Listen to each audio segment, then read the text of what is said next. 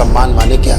Observation आप कभी भी किसी दूसरे व्यक्ति का नहीं कर सकते। तो चीज़ों का आकलन करने के लिए शब्दों का सहारा लेना पड़ता है। तो जब आप दृष्टा भाव में होते हैं, साक्षी भाव में रहते हैं, जब शिवत्व की आप यात्रा कर रहे होते हैं, उस समय अहंकार का शमन हो जाता है। कभी करना छोड़ के देखो, हल अपने आप होने लगेंगे। विनाश को विकास नाम दिया।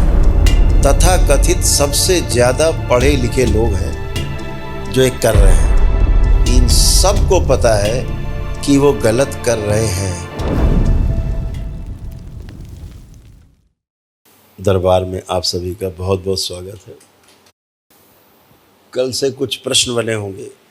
आज शाम को हम लोग प्राथमिक ध्यान के साथ साथ कुछ विशेष ध्यान साधना भी करेंगे जो सोशल मीडिया पे पब्लिक नहीं होगी। अभी एक प्रश्न आया है आशु की तरफ से। इधर वो इन लोगों के प्रश्न हैं, बच्चों के। पूछा है कि प्रणाम, मेरा प्रश्न है कि जब हम साक्षी भाव में होते हैं तो क्या अहंकार खुद मिट जाता है? साक्षी भाव में अहंकार को अपने से अलग देखते हैं, क्या ये सत्य है? बिल्कुल, पहले भी चर्चा हो चुकी है कि अहंकार को उसका शमन करने के लिए, उसका जो अतिरेक है अहंकार का, जो बैलेंस करने के लिए, सम करने के लिए दृष्टा भाव सबसे उचित मार्ग है। जब हम दृष्टा भाव से ऑब्जर्वेशन करते हैं, क्योंकि अगर ऑब्जर्वेशन हो सकता है, कोई आकलन हो सकता है, वो दृष्टा भाव से ही हो सकता है। अगर आप प्रिय हित लाभ के अनुसार अपने कोई भी आकलन कर रहे हैं तो वो आकलन नहीं है, वो आप अपनी संतुष्टि के लिए अपने हिसाब से चीज़ों को बुन रहे हैं और अपने आप को सेटिस्फाई करने की कोशिश कर रहे हैं। तो जो व्यवस्था है वो ये है कि हम जब दृष्टा भाव में होते हैं, हम साक्षी भाव में होते हैं, तो हम ठीक से आकलन कर पाते हैं। एक शब्द है, एग्जाम्पल के लिए इसका एक एग्जाम्पल है, एक शब्द है सम्मान। जब बोलते हैं कि हम सम्मान दे रहे हैं किसी को, तो सम्मान एक शब्द है और हमने उसको अपने अपने हिसाब से, अपनी अपनी सुविधा के अनुसार, अपनी अपनी मानसिक स्थिति के अनुसार अंदर गढ़ रखा है कि सम्मान माने क्या। किसी के पैर छू लिए, सम्मान माना गया। प्रणाम कर लिया, सम्मान माना गया। बड़ाई कर दी, वो सम्मान माना गया।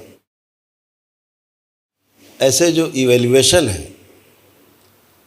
वो अपने अपने ढंग से करते हैं।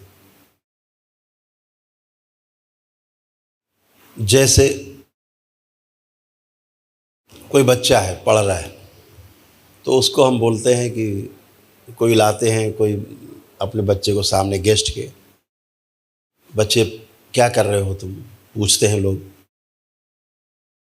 तो पेरेंट्स अक्सर बोल देंगे अरे बहुत अच्छा है पढ़ने में।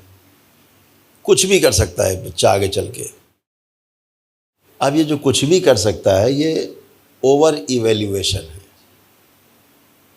अधिमूल्यन है। ये अधिमूल्यन है।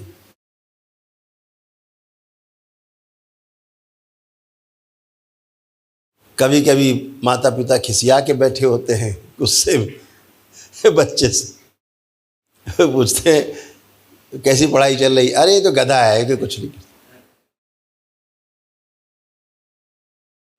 ये तो गधा है। ये अदरवाइज इवैल्यूएशन है।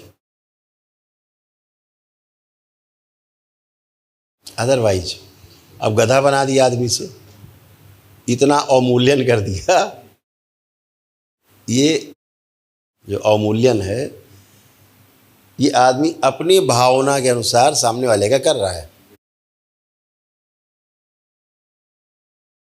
निराशाजनक इवैल्यूएशन होता है, बच्चे को बोल दिया अरे साहब ये तो बस पढ़ रहे हैं, देखो क्या करेंगे आगे।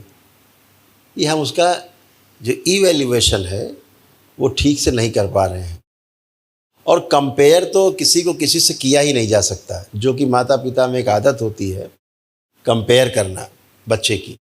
देखो पड़ोसी का वो लड़का फला कितना आगे बढ़ गया, तुम यहीं पे घास छील रहे हो भी हैं। देखो उनका लड़का कितना अच्छे से पढ़ाई करके कहाँ निकल गया, तुम फेल हो चुके हो एक बार, तुम्हारे अच्छे नंबर नहीं आ रहे हैं, उसके तो कितने नंबर आ रहे हैं, आगे जा रहा है। तो किसी से किसी का भी की समानता नहीं की जा सकती। सम्मान का अर्थ बिल्कुल ये नहीं है जो अभी समाज में प्रचलित है। तो ये प्रश्न बहुत सुंदर प्रश्न था। चीज़ों को, शब्दों को अगर हम ठीक से देखें, क्योंकि हमेशा जो शब्द होता है, शब्द हमेशा किसी वस्तु की ओर इंगित कर रहा होता है। जैसे मैंने बोला ग्लास, तो इंगित हो गया। तो शब्द और शब्द से इंगित वस्तु और वस्तु में जो निहित अर्थ है उसको समझना, समझ करके पूरी तरह से बोध हो जाना, ये अध्ययन कहलाता है। तो चीज़ों का आकलन करने के लिए शब्दों का सहारा लेना पड़ता है। लेकिन जब हम अपने अपने आधार पर शब्दों के अर्थ अलग अलग माने रहते हैं तो जो इवैल्यूएशन है वो गड़बड़ हो जाता है। ये शरीरगत है, ये वस्तुगत है जी, ये भौतिक आधार पे हम आकलन करते हैं। इसलिए किसी भी चीज़ का आकलन दृष्टा भाव से ही हो सकता है। और जीवनगत आकलन होगा अगर, तो आप सही से इवेल्युएट कर पाएंगे। अगर शरीरगत आप आकलन करते हैं तो हमेशा गलत होगा।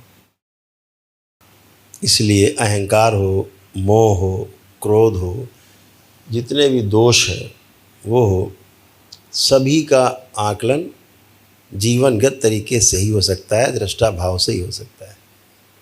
तो जो भी ऑब्जर्वेशन है, इसको हमेशा ध्यान रखना है कि ऑब्जर्वेशन आप कभी भी किसी दूसरे व्यक्ति का नहीं कर सकते, क्योंकि आकलन, ऑब्जर्वेशन जो है वो स्वयं का होता है। पूरा ऑब्जर्वेशन 100%। और बड़ी मज़ेदार बात है इसमें, इसको और ध्यान से देखेंगे तो हम दूसरे का भी अगर ऑब्जर्वेशन कर रहे होते हैं तो अपने आधार पर ही कर रहे होते हैं, स्वयं के आधार पर। अपने से ही उसको आंकते रहते हैं कम ज़्यादा, ये गड़बड़े। वहाँ भी स्वयं का ही ऑब्जर्वेशन आगे रहता है। जैसे takže musí být zkreslená। जैसे कोई व्यक्ति मांस खाता है और एक ऐसे व्यक्ति से कहा जाए इसका आकलन करो, ये मांस खाता है, और उससे कहा जाए आकलन करो जो मांस नहीं खाता है, हेट करता है, वो कहे कि बहुत बेकार आदमी है। तो अपने आधार पे उसने आकलन किया है। तो व्यक्ति किसी दूसरे का भी ऑब्जर्वेशन करता है तो अपने आधार पर ही करता है, ये बात क्लियर है। स्वयं के आधार पे, मतलब स्वयं के आधार पे करता है। तो जब आप दृष्टा भाव में होते हैं, साक्षी भाव में रहते हैं, जब शिवत्व की आप यात्रा कर रहे होते हैं, उस समय अहंकार का शमन हो जाता है। And when you are जो तुमने देखा है होते हुए, ये बिल्कुल सत्य है। सभी लोग क्लियर हो गए होंगे, सभी को क्लियर है। Any other questions? Mister Stephen, एक नंबर 1 टुडे, नंबर 1 फर्स्ट आ गया आज स्टीफन। आपके श्री चरणों में नमन। गुरुदेव आपको धन्यवाद क्योंकि यह जो उत्तर था वह उनके लिए काफ़ी महत्वपूर्ण था, उनके लिए भी महत्वपूर्ण था, और वो इसी चीज़ से जूझ रहे हैं कि स्वतंत्र निष्पक्ष दृष्टा भाव कैसे विकसित हो, कैसे वो प्रयास कर रहे हैं कि बढ़ते हुए अहंकार का दमन हो, उसे बाहर फेंका जाए, बाकी ऑब्जर्वेशंस जो दिखता है उन्हें उनसे दूर हुआ जाए। लेकिन जब सब चीज़ निकालेंगे तो हमारे पास बचेगा क्या करने के लिए, क्या करेंगे हम, वो स्थिति क्या होगी। और अर्थ इनका है कि जीवन को सांसारिक जीवन में जीते हुए, समस्त कार्यों को करते हुए, अर्थ वहाँ ले जा रहा है इनके प्रश्न का कि कैसे करें, क्या करें कि दृष्टा भाव बरकरार रहे और कार्य भी संपन्न होते रहे। धन्यवाद स्टीफन। Thank you Stephen. अभी समस्या जो है वो कहीं और है। Right now, the problem is somewhere else. Přímo, děkuji Štefane. Šimon, v této chvíli ten problém je někde jinde. और समस्या ये है कि कर करके ही तो समस्या पैदा की है। लगातार करते ही जा रहे, यही तो समस्या के मूल में है। मौलिक जो समस्या है वो कर करके ही पैदा हुई है। तो कर करके कुछ नहीं निकलने वाला है। कर करके समस्या से समस्या ही पैदा होगी जी। क्योंकि हमारा ध्यान समाधान पे कम और समस्या पे ज़्यादा रहता है जी। बहुत अच्छा। अगर किसी छोटे बच्चे से जो साइकिल चलाना सीख रहा हो, अगर बीच सड़क पे एक ईंटा रख दो और दूर से कहो कि देखो सब कुछ करना, इस ईंटे पे मत चढ़ाना, इसके दाएं बाएं से निकलना है, लेकिन ईंटे को बचा के निकलना है, ईंटे पे मत चढ़ा देना। वो बच्चा ईंटे पे ज़रूर चढ़ाएगा, वो ईंटा ही फोकस है उस पर, वो सारा कंसंट्रेशन उसका ईंटे पे कैसे बचाना है और ईंटे पे चढ़ा जाएगा। तो कर करके ही समस्या, और समस्या से समस्या ही निकलने वाली है। समस्या की चर्चा करके भी समस्या ही पैदा होने वाली है। समाधान पे जाने के लिए बहुत साहस चाहिए, बहुत अदम्य साहस की आवश्यकता होती है समाधान पे जाने के लिए। क्योंकि जब हम समाधान पे चर्चा करते हैं तो सबसे पहले दिखता है ये तो नहीं हो पाएगा, ये हमसे नहीं हो पाएगा, अरे ये नहीं कर पाएगा, वो भी नहीं कर पाएगा। तो जब समस्याओं में चर्चा करते हैं तो बड़ा संतुष्ट रहते हैं, बहुत सेटिस्फाइड होते हैं समस्या पे चर्चा करके। तो कर करके ही समस्या पैदा हुई है। कभी करना छोड़ के देखो, हल अपने आप होने लगेंगे। अभी पूरी धरती पर एक माहौल जो बहुत भयावह बना हुआ है, वो कल की चिंता को लेके है, अगली पीढ़ियों को लेकर के है। सारा हवा पानी सब दूषित कर दिया है इस मानव जाति ने। भोजन, सारा अनाज सब जहरीला कर दिया है। जंगल कट रहे हैं, पहाड़ कट रहे हैं, धरती खोद कर कोयला निकाला जा रहा है, धरती का सीना फाड़ के तेल निकाल रहे हैं। चारों ओर प्रकृति का दोहन और शोषण चरम पर है, जिसको जीडीपी नाम दिया, विनाश को विकास नाम दिया। तो ये जो चल रहा है ये कर करके ही हो रहा है, और ये करने वाला कोई साधारण आदमी नहीं है। तथा कथित सबसे ज़्यादा पढ़े लिखे लोग हैं जो ये कर रहे हैं, जिनको पता है कि वो गलत कर रहे हैं। इसमें सबसे अद्भुत बात यही है इन सबको पता है कि वो गलत कर रहे हैं। जो हरित क्रांति लाए थे उन्होंने बाद में पुस्तक लिखी कि वो हरित क्रांति जी बिल्कुल गलत थी। जी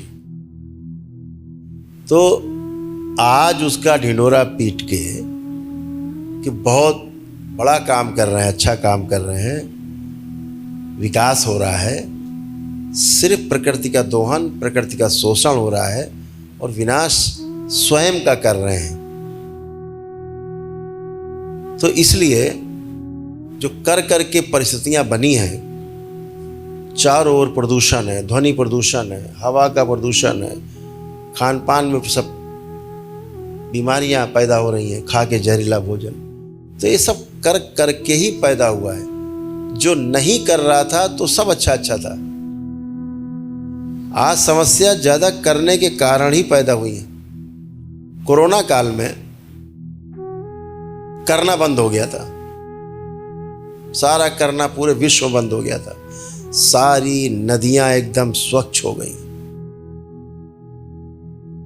जल में अपना नीचे तक देख लीजिए कौन सा कंकड़ पत्थर पड़ा हुआ है, इतना साफ, इतना शुद्ध, हवा एकदम शुद्ध, वातावरण शुद्ध, चांद तारे दिन में भी देख लेते थे आप, आभास हो जाता था इधर इधर तारा भी है, जो रात में भी नहीं दिखते धूड़े से। तो सब चीज, सारा एनवायरनमेंट, सारी प्रकृति एकदम शांत थी, शुद्ध थी, पवित्र थी, एकदम स्वच्छ हो गई थी। कैसे स्वच्छ हुई? ना करने से मनुष्य के। तो हमने कर करके और जब करना बंद कर दिया, दोनों के फर्क को ठीक ठीक देखा है। इसके लिए हम लोग सौभाग्यशाली हैं कि ये संकट और उसका समाधान दोनों हमने एक साथ देखा है।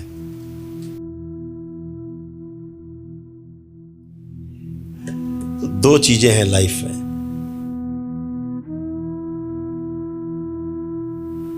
एक वो जो नश्वर है, अगर इसका आध्यात्मिक स्तर पे विवेचन करें तो एक वो जो नश्वर है, दूसरी वो जो सदा सदा से है, रहेगी और ऐसे ही इसका डिजाइन बना हुआ है कि हमेशा से थी।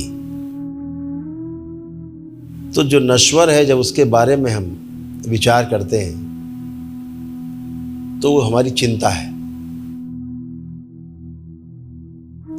और जो सदा सदा से थी, आज भी है और हमेशा रहेगी, जब उसके आधार पर हम विचार करते हैं तो वो चिंतन है। तो चिंता और चिंतन में बहुत बड़ा फर्क है, जमीन आसमान का। जो है ही उसके आधार पर सोच विचार करना चिंतन कहलाता है। स्टीफन अपने देश में किस पद पर है? स्टीफन गुरुदेव वो चेक एम्बेसी में, चेक एम्बेसी जो अपने देश को रिप्रेजेंट करता है अलग अलग देशों में, तो वर्तमान में इजिप्ट में वो अपने देश के डिफेंस मिनिस्टर हैं। वो पोस्ट डिफेंस मिनिस्टर कहलाता है। Defence minister ji, attache, attach, defence attach, military attache, military attach, military attache. महत्वपूर्ण पद है। समझ सकते हैं स्टीफन कि इनका बहुत गहरे में विचार चल रहा है, और ये जो विचार है इनका सही भी है, क्योंकि बहुत से लोगों को जोड़ के देख रहे हैं, बहुत से लोगों को जोड़ के देख करके ही चिंतन बनता है। तो सही अर्थों में सोच पा रहे हैं। इसको थोड़ा अगर और फैला के देखेंगे तो समस्या का समाधान दिखेगा। देश अलग होने के कारण, सीमाएं अलग होने के कारण, अलग अलग बंधन, अलग अलग कानून, अलग अलग नियम बनते हैं। लेकिन जब मानवीय आधार पर जितना मानवीय होते जाएंगे उतना इनको समस्या का समाधान दिखता जाएगा।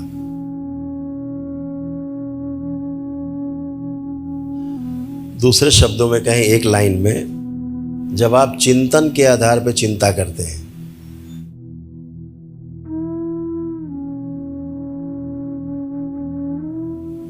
तो भौतिक जगत में भी आप ठीक से काम कर सकते हैं। जैसे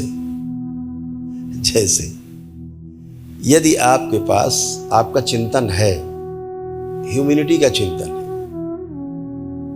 पूरी मानवता का चिंतन आपके पास है, आप ये जानते हैं कहाँ से चीज़ें खराब हो रही हैं और कहाँ से अच्छी हो सकती हैं, आपको पता है।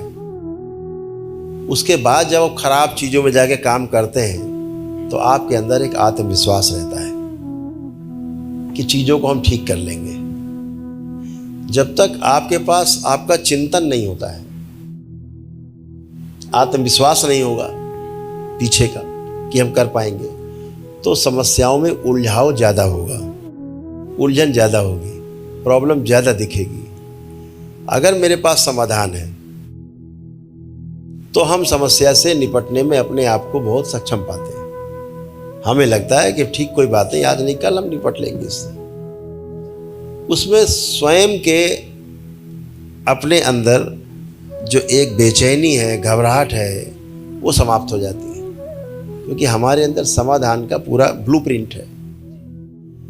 तो इसलिए हम जो चीज़ें ठीक नहीं हो पा रही उनको हम अपने चिंतन के आधार पे, बिना अपने को नुकसान पहुंचाए, बिना किसी को नुकसान पहुंचाए, उसकी जब चिंता करते हैं तो वो मानवीय हित में, सबके हित में है। जब मेरे पास चिंतन नहीं होता किसी चीज़ का, ब्लूप्रिंट नहीं है, तो फिर चिंता जो है बहुत कष्टकारी है और बहुत नष्ट करने वाली है, सबको, सबके लिए दुख देने वाली है। बिल्कुल। तो दो तरह की चीज़ें संसार में है, एक नश्वर और एक जो सदा सदा बनी रहती, शाश्वत जो है। तो जब हम, जैसे अभी आप किसी पद पर हैं, अभी उस पद, ये पद तो स्थायी नहीं है, ये शरीर है, नश्वर है, ये भी स्थायी नहीं है। इसके पीछे जो जीवन है, जो शरीर के साथ काम कर रहा है, वो स्थायी है। उसके आधार पर, उसको लेकर के जब हम सोचते हैं, सब में वही है, ऐसा देख करके सोचते हैं, ऐसा देख करके चिंतन कहलाता है, सोचना। और उस आधार पर जब निर्णय लेते हैं तो कोई समस्या नहीं दिखती है, समाधान के अलावा कुछ नहीं दिखता है। तो इसलिए चिंतन के आधार पे चिंता करना आपका बनता है। तब में आपका ये फर्क हो गया है कि पहले केवल आपको समस्या ही दिखती थी, अब आपको उसका समाधान भी दिखने लगेगा, दिखने लगा है। तो आपका जो चिंता का स्तर है, जो काफ़ी विकृत था, वो अब संयमित होने लगेगा और चीज़ों को ठीक से कर पाएंगे। और वो उसी आधार पे कर सकते हैं कि हम सही को जाने रहे क्या है, उसके आधार पे हम चीज़ों को ठीक कम ज़्यादा करते रहते हैं। तो संतुष्टि बनी रहती कि आज नहीं तो कल हम चीज़ों को ठीक कर लेंगे। जब ये संतुष्टि बनी रहती है तो फिर हम ठीक से काम कर पाते हैं। तो एक यही आधार है कि चीज़ों को सही तभी किया जा सकता है जब हम सही है क्या, इसकी जानकारी कर लें। सही है क्या, अभी हमारे पास जो ज्ञान है उसके आधार पे हमने मान रखा है कि यही सही है, अपूर्णता के आधार पे। तो जब आप ये जान लेंगे कि सही है क्या, तो फिर आपका चिंतन शुरू होगा और भी समाधान दिखेगा। इसलिए चिंता करने की आवश्यकता नहीं है, चिंतन पे ध्यान दें तो समाधान आपको हमेशा दिखेगा। और जब आप यह सोचकर चिंतन करेंगे कि इस पृथ्वी पर मैं इस शरीर के साथ हमेशा के लिए नहीं हूँ, तो समाधान दिखेगा। मैं हमेशा बना रहूँगा, इस आधार पर समाधान कभी नहीं दिखेगा। तो सारा चिंतन जो स्वयं से शुरू होता है तो लोगों के लिए लाभदायी है। जब दूसरों को आधार मान के हम कोई चिंता करते हैं तो नुकसानदायक है ही। इसलिए सारा चिंतन स्वयं के आधार पे होना चाहिए, सारा चिंतन प्रकृति के आधार पे होना चाहिए, सारा चिंतन इस पूरी सृष्टि के आधार पे होना चाहिए।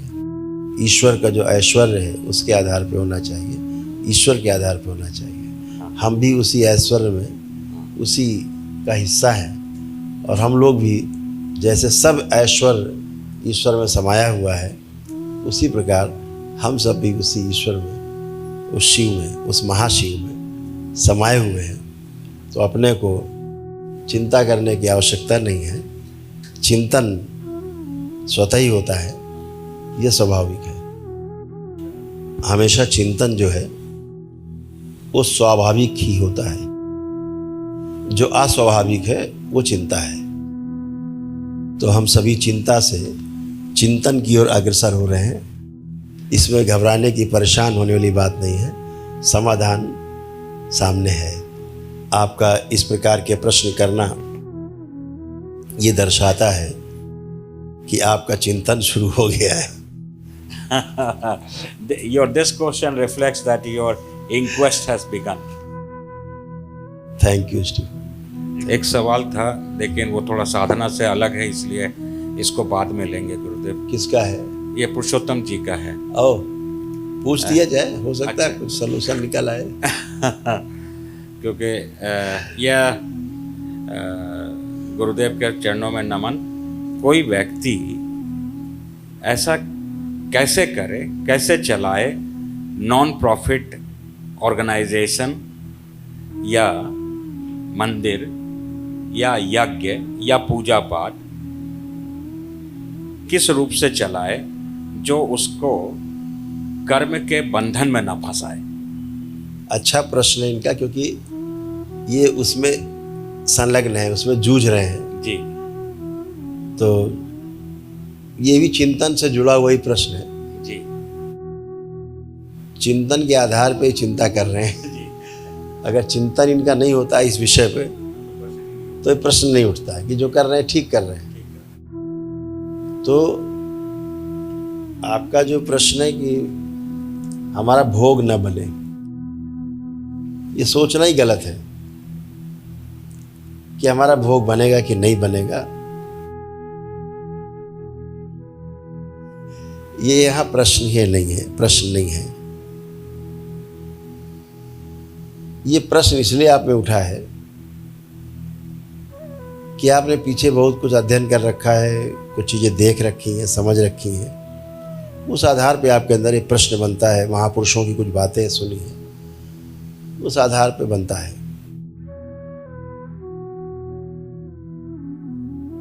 ये सारा जो जुड़ा हुआ किस्सा है जो आप कर रहे हैं, आपके अंदर समाज के लिए कुछ करने का भाव ही तभी उत्पन्न होता है जब आपके अंदर चिंतन शुरू होता है, क्योंकि चिंतन सबके लिए है।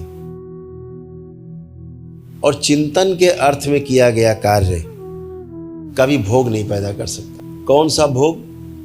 वासना का जो भोग है वो नहीं पैदा कर सकता, क्योंकि जो आप कार्य कर रहे हैं या इस तरह के जो भी लोग कार्य कर रहे हैं, जो भी इसकी नींव रखता है उसके अंदर प्रिय हित लाभ स्वयं के लिए नहीं होता है, वो सबके लिए होता है। जो सबके लिए सोच करके कार्य होता है उसमें आपसे कुछ कम ज़्यादा भी हो जाता है तो उसका कोई भी खराब भोग आपका नहीं बनता है, क्योंकि वो आपने अपने लाभ के लिए नहीं किया है, अपने प्रिय को देख करके कोई निर्णय नहीं लिया है, अपने हित को देख के निर्णय नहीं ले रहे हैं।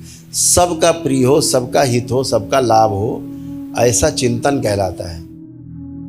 मेरा प्रिय हो, मुझे ही लाभ हो, मेरा ही हित हो, ये चिंता कहलाती है। तो जो जीवन में जो 4.5 क्रियाएं हैं, जो हमारे वृत्ति में, जो हमारा विश्लेषण एक क्रिया है, और दूसरी क्रिया है तुलन।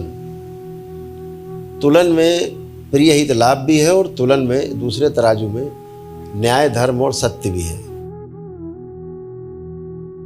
तो वृत्ति के आधार पर, वृत्ति की क्रिया के आधार पर हम विश्लेषण करते हैं। तो विश्लेषण किसका करेंगे? या तो एक सीढ़ी नीचे उतर के करेंगे मन का, या एक सीढ़ी ऊपर चढ़ के करेंगे चित्त का। बुद्धि का विश्लेषण हो नहीं सकता, क्योंकि बुद्धि तो खुद ही विश्लेषण करती है। बुद्धि तो करने वाली है। इसलिए वृत्ति बहुत महत्वपूर्ण है कि हम जब संसार का चिंतन करते हैं तो हमें नीचे उतरना पड़ता है मन की तरफ, और जब हम असार की चिंतन करते हैं तो एक सीढ़ी ऊपर जाना पड़ता है चित्त में, जहाँ बीज निर्मित होते हैं, बीज पड़े हुए हैं। कोई भी नर्सरी जिसने बीज पर काम नहीं किया है उसकी बाग कभी भी अच्छी नहीं होगी। तो चित्त के स्तर पर, जहाँ पर चित्त में जहाँ पर इच्छाएं रहती हैं, जहाँ आपकी स्मृतियां रहती हैं, वो स्थान चित्त है, आपका कारण शरीर है। तो अगर आपने कारण पर विचार कर लिया है तो निवारण आपका सही सही आएगा। कारण को ठीक से देख लिया है, संसार में समस्या है कहाँ, क्यों और कैसे नहीं समझ में आ रहा है तो समस्या है। क्यों हो रहा है, कैसे हो रहा है, क्यों करना है, कैसे करना है, क्लियर हो जाए तो समाधान है। तो जो कर पा रहे हैं लोग पूरे विश्व में इस तरह का कार्य, वो अच्छे भाव से ही कर पा रहे हैं। और इसमें हर तरह का व्यक्ति मिलता है आपको, हर तरह के व्यक्ति का आपको सहयोग चाहिए होता है। आप ये क्लियर नहीं कर सकते कि ये आदमी सहयोग कर रहा है, ये चोरी करके लाया है, ये आदमी सहयोग कर रहा है तो मेहनत करके पैसा लाया है। आप इसको आप क्लियर नहीं कर सकते, और आवश्यकता भी नहीं है, इसकी आवश्यकता भी नहीं है कि ये डाकू मान सिंह आपको रुपया दे रहा है कि आपको वो टाटा बिरला दे रहे हैं। आपके पास सिर्फ धन आया है और आपके पास केवल एक स्किल होनी चाहिए कि हम उसका सदुपयोग कर सकें। धन का सदुपयोग करना ही हमारा सबसे बड़ा समाधान है और हमारा भोग नहीं बनता। हमको साहूकार पैसा दे, हमें नंबर 1 का आदमी पैसा दे, उसका हम दुरुपयोग करें, हमारा भोग बनता है, खराब भोग बनता है। इससे बचने का उपाय नहीं है। तो हम इस चिंतन के आधार पे कि हम जो कर रहे हैं वो अच्छा हो, जो हमारे साथ जुड़े वो करके और अच्छा हो, इसको जो लोग आगे बढ़ाएं उससे और अच्छा हो। अच्छे का चिंतन, अच्छा होने का चिंतन बहुत सुंदर है। तो 2 ही क्रियाएं हैं, एक अच्छा करना और दूसरा अच्छा होना। अच्छा करना अच्छा होना जैसा दिखता है, लेकिन ऐसा होता नहीं है। अच्छा करना एक विषय है, अच्छा होना दूसरा विषय है। अच्छा करना जो है वो क्रिया है, अच्छा होना वो घटना है। तो क्रिया और घटना का जो अंतराल है यही ध्यान कहलाता है। तो क्रिया हमेशा जो है, आप करने जाएंगे तो क्रिया हमेशा आपके वर्तमान में होगी।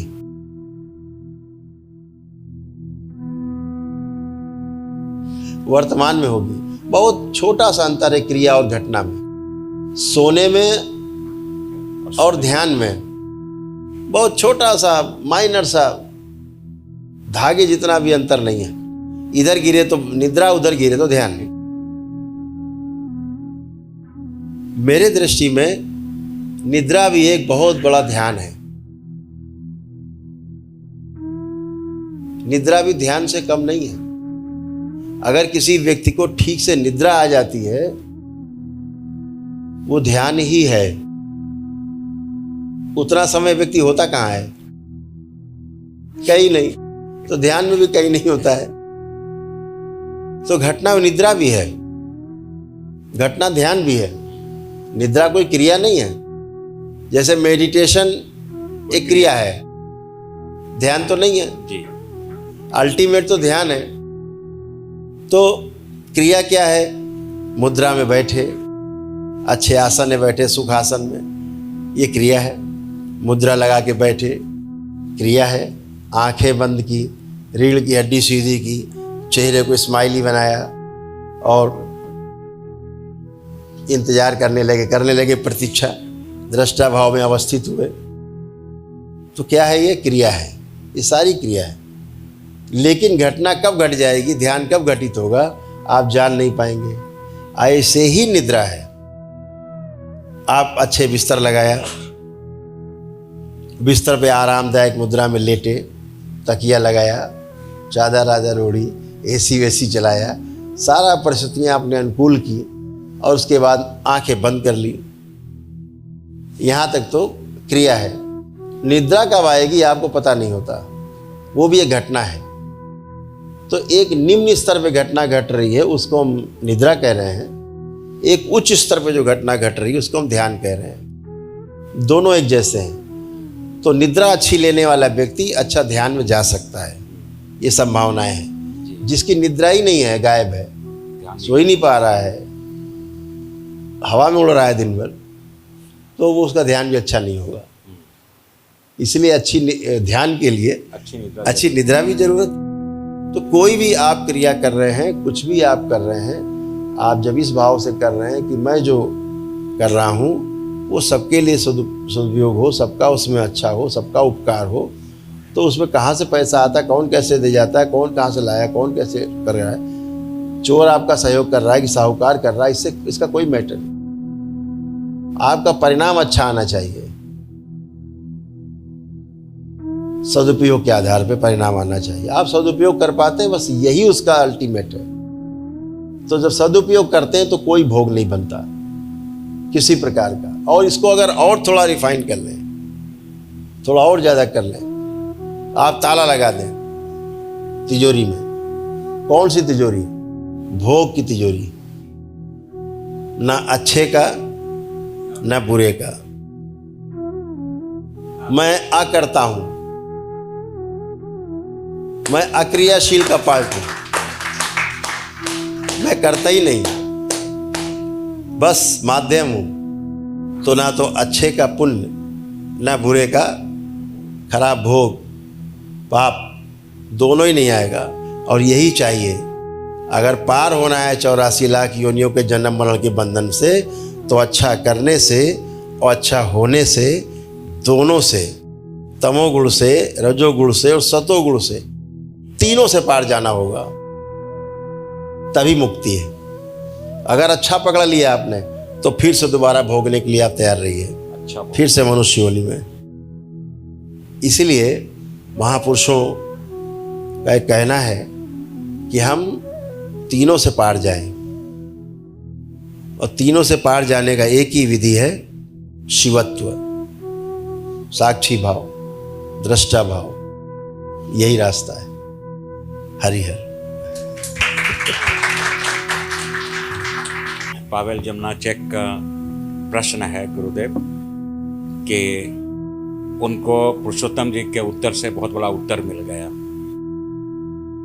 पुरुषोत्तम जी ने जो प्रश्न किया उससे जो उत्तर निकल करके आए, उनसे उनको काफ़ी बड़ी सहायता मिली, क्योंकि कराटे के ऑर्गेनाइजेशन चलाते हैं और एक ऐसी स्थिति में है कि वो चूँकि कराटे टीचर हैं, तो बहुत सारे स्टूडेंट्स हैं काफ़ी जिनके जीवन को वो प्रभावित कर सकते हैं। तो ऐसा क्या करें, किस रूप से करें कि उनकी सेवा और अच्छे ढंग से हो पाए, बगैर किसी कर्म भोग बनने से, कर्म भोग ना बने और अधिक से अधिक वो अपने शिष्यों की, कराटे के शिष्यों की सेवा दे सके। ठीक बात, बहुत सुंदर प्रश्न है कि अपने विद्यार्थी को और कितना अच्छा हम बना पाएँ, क्या उसको दे पाएँ कि उसका रिजल्ट बहुत अच्छा हो। दो चीज़ें, पहला तो ये कि ये भाव बहुत मजबूत हो। पहला भाव कि मेरा शिष्य, मेरा विद्यार्थी मुझसे भी आगे जाए। कि जब हम स्वयं विद्यार्थी थे, जब हम स्वयं शिष्य थे, तो गुरु से हमारी अपेक्षा क्या रहती थी, इसको हम बार बार टटोल के देखें अपने अंदर।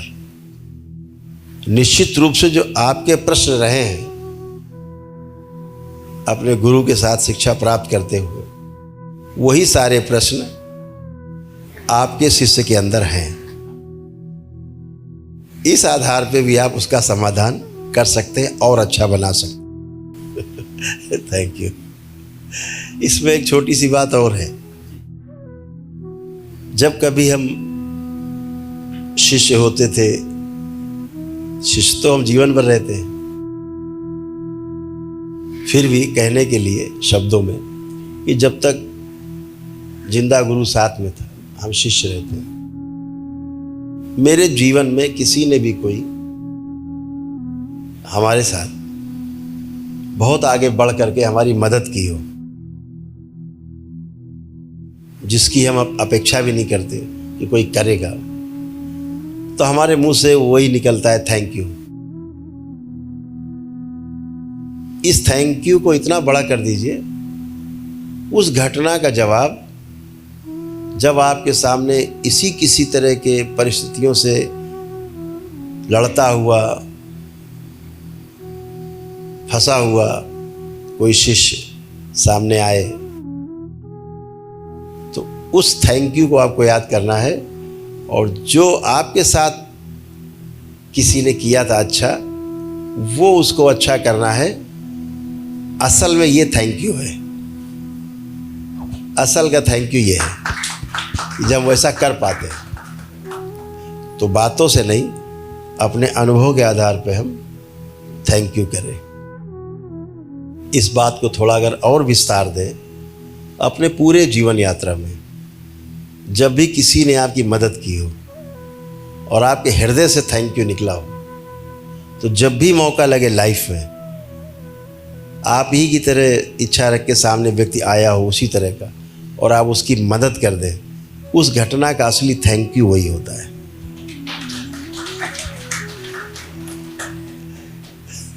पुरुषोत्तम जी ने एक शब्द लिख के भेजा है, गुरु गीता। ये शब्द जहाँ से निकला है और जहाँ से गढ़ा गया है, उसका आधार श्रीमद् भागवत गीता है। शुभ करने की, शुभ जैसा करने की इच्छा सब में बनी रहती है। अब वो शुभ चाहे अपने लिए हो, चाहे वो सर्व शुभ के लिए हो। चिंतन के आधार पर सर्व शुभ बनता है, चिंता के आधार पर केवल शुभ बनता है। तो श्रीमद् भागवत गीता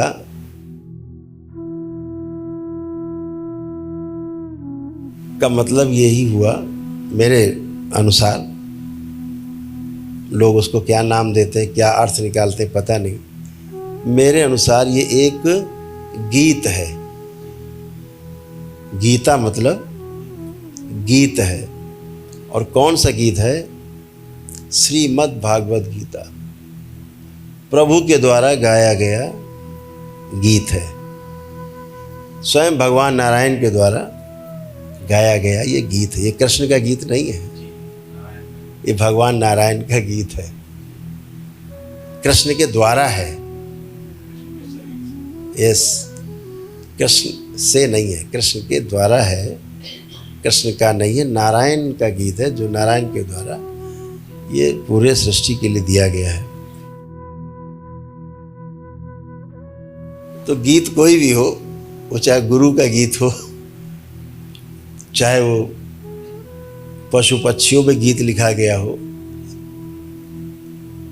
जो सर्व शुभ की कामना से लिखा जाता है वो अच्छा ही होता है।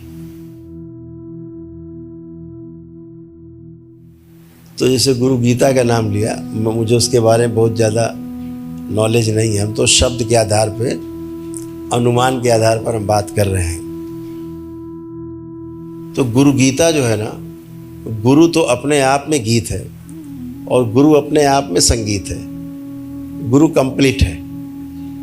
तो अगर हम गुरु के गीत गाते हैं, ये स्वाभाविक है, ये बहुत स्वाभाविक है। क्यों स्वाभाविक है? क्योंकि हम स्वयं गुरु बनना चाहते हैं। हर व्यक्ति में समझदारी की अपेक्षा बनी रहती है। समझदार है मतलब गुरु है, अभी ना समझ है मतलब शिष्य है। तो ना समझी से समझदारी की ओर गति करने वाला शिष्य कहलाता है। ना समझी से ना समझी में ही गति करने वाला परिधि पर वो भक्त कहलाता है या गृहस्थ कहलाता है। लेकिन जो शिष्य है वो ना समझी से समझदारी की ओर, केंद्र की ओर गति करने लगता है, वो शिष्य कहलाता है। तो हर शिष्य कहाँ जा रहा है?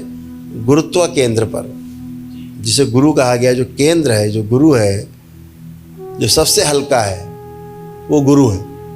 केंद्र सबसे हल्का है, सबसे भारी परिधि है, सबसे हल्का केंद्र है। तो भारी से हल्का होने के लिए जो यात्रा है वो शिष्य की गुरु की तरफ अग्रसर होने की, गुरु से मिलने की यात्रा है, गुरु होने की यात्रा है, हल्का होने की यात्रा है, गुरु जैसा बनने की यात्रा है। तो वो गीत गाते गाते ही संभव है। तो गीता इस आधार पे कि हम जीते जीते भी शरीर के साथ और जीवन के गीत गाते गाते, गुनगुनाते गुनगुनाते जीवन के ही हो जाएं, जीवन ही समझ में आ जाए और जीवन से जीवन के साथ पार हो जाए। ऐसे ही गुरु गीता है जिसने लिखी होगी कि गुरु के श्री चरणों में निवेदित कुछ भी शब्द हैं वो गीत ही है। गुरु के लिए तो गीत ही निकलेगा अंदर से, ईश्वर के लिए तो गीत ही निकलता है। ऐसे गुरु है, तो जो भी शब्द निकले हैं, निकले होंगे, अच्छे ही हैं।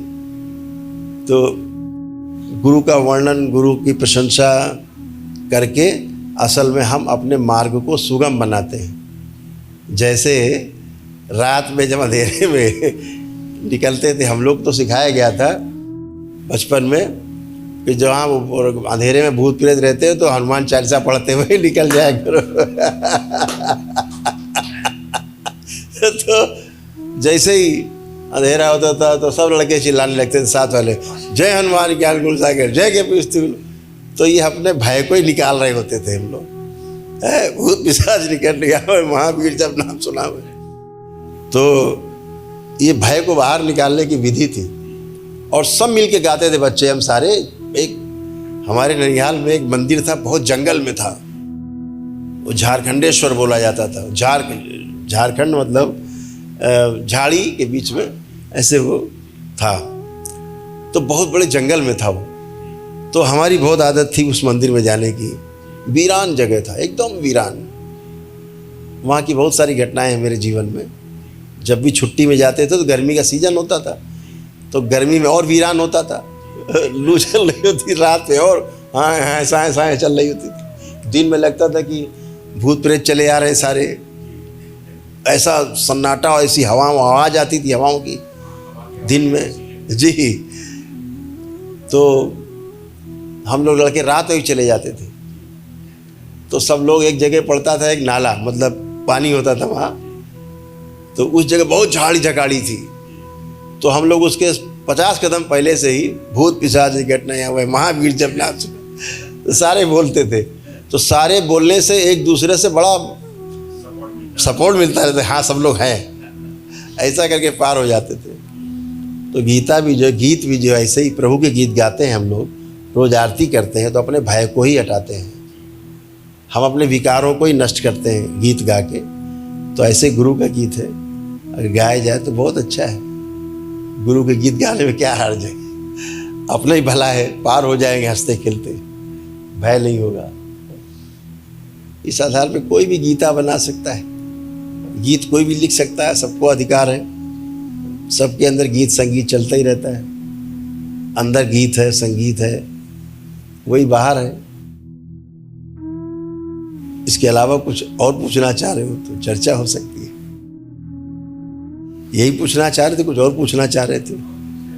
कोई भी आविष्कार करता उसको बताता नहीं, किसी को छुपा के रखता नहीं, फार्मूला नहीं बताएंगे, ये मनुष्य स्वभाव है। अभी जितने भी युद्ध के क्षेत्र में स्टीफन अच्छी तरह समझते हैं कि जितना भी मिलिट्रीज हैं पूरे वर्ल्ड में, सबके पास अच्छे अच्छे आर्म्स हैं, आर्मनेशंस हैं, लेकिन उसका फार्मूला किसी को नहीं बताएंगे। कैसे आज भी कितना झगड़ा चल रहा है कि साहब एटम हमको फार्मूला पता लग जाए। तो कोडेड है, हर चीज़ कोड में है।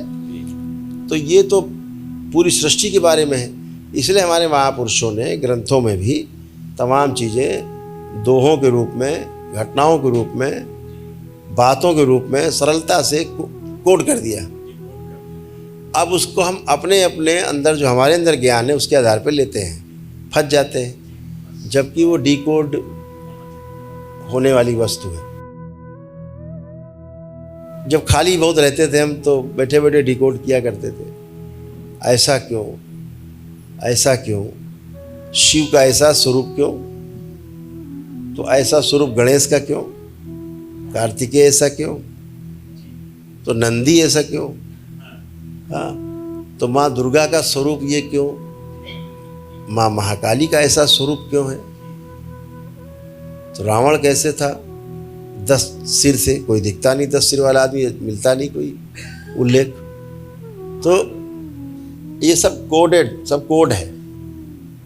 तो अगर उसका विश्लेषण करते जब आध्यात्मिक, तो रावण को दशानन कहा गया, दशानन। और बताया गया युद्ध के दौरान विभीषण ने कि भगवान राम को कि इसकी नाभि में अमृत है। तभी से बोला गया, एक मुहावरा गढ़ गया कि विभीषण है घर का भेदी लंका ढाए। विभीषण के ऊपर एक कहावत बन गई पक्का वाली। तो अब 10 सिर है, तो आपका जो नाभि है, जो आपका मणिपूरक केंद्र है, उसमें 10 दल का कमल है, 10 दल का कमल है। उसमें जितनी चीजें हैं, उसमें अहंकार भी है, विद्वता भी है। आप उस मणिपूरक चक्र के बारे में जब अध्ययन करेंगे तो आपको दिखेगा, जो जो रावण में था उसमें सब दिखेगा, गुण के रूप में, भाव के रूप में, उसमें सब मिलेगा। 10वां चक्र जो आपका 10 दल का कमल है, सब मिलेगा।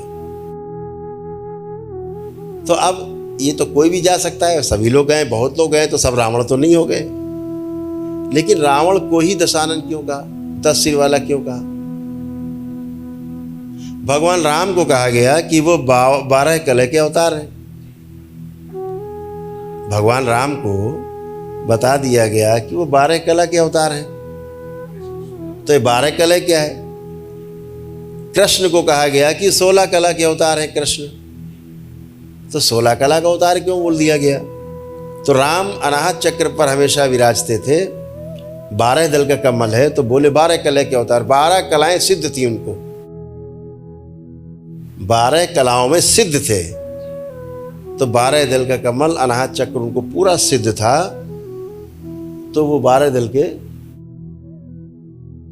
सिद्ध होने के कारण 12 कला के अवतार बताए गए। भगवान कृष्ण विशुद्धि चक्र, विशुद्धि चक्र में 16 दल का कमल है,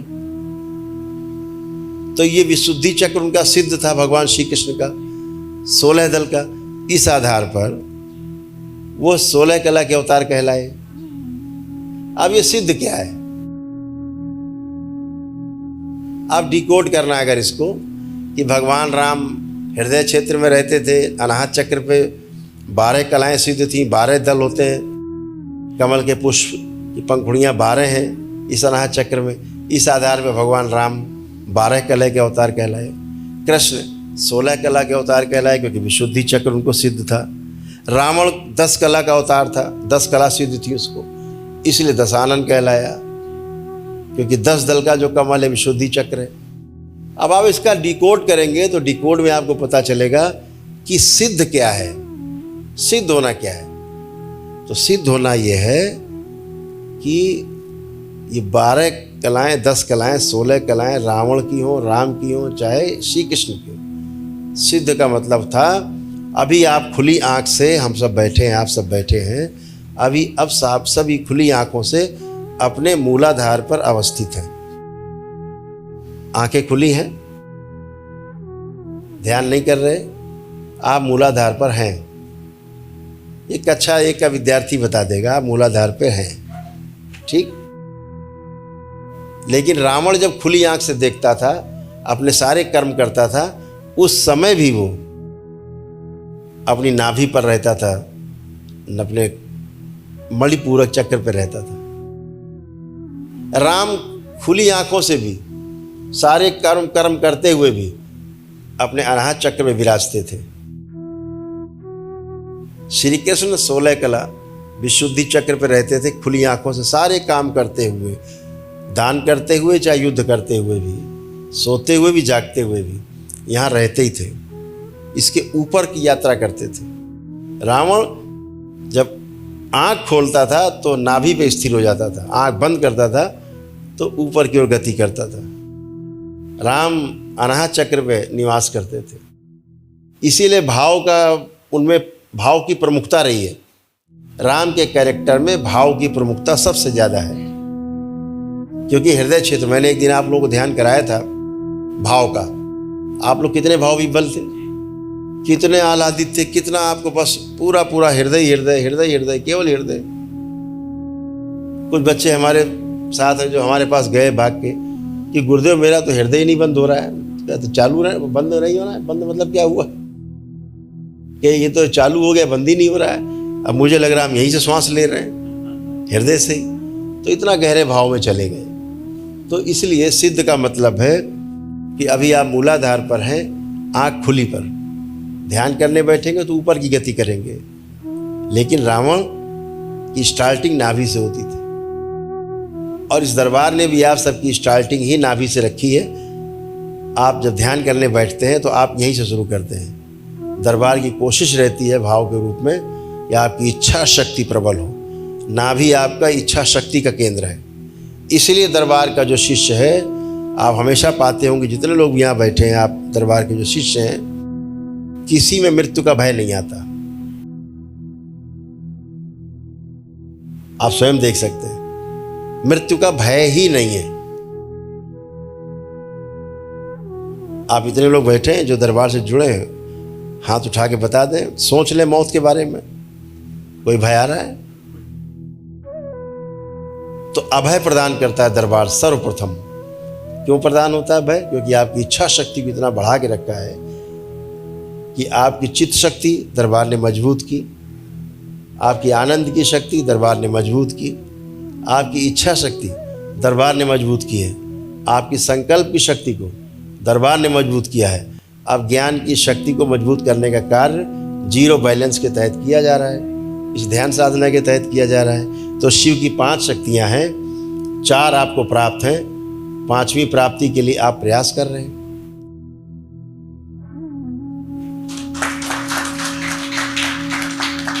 शिव की 5 ही शक्तियां हैं। इसके बाद क्रिया शक्ति सक्रिय होती है। इसके बाद क्रिया जो है वो मिलकर के मां संचालित करती है। 5 शक्तियां केवल शिव की। पहली चित्त शक्ति, स्मृतियों की शक्ति, इच्छा शक्ति, कारण शक्ति।